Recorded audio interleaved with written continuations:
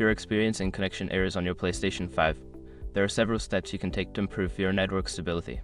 Follow these steps to enhance your gaming experience. Step 1. Check your internet connection. Ensure that your internet connection is stable. You can do this by running a speed test on another device. If your connection is slow or unstable, consider resetting your modem or router. Step 2. Use a wired connection. For the best performance, connect your PS5 directly to your router using an Ethernet cable. This reduces latency and can provide a more stable connection compared to Wi-Fi.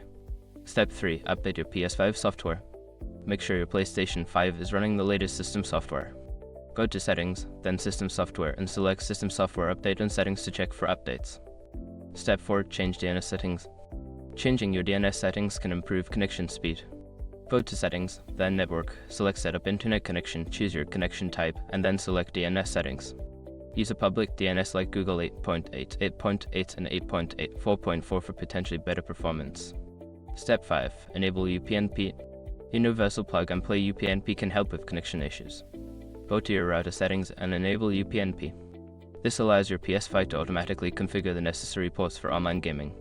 By following these steps, you should see an improvement in your PlayStation 5's connection stability. Enjoy your gaming.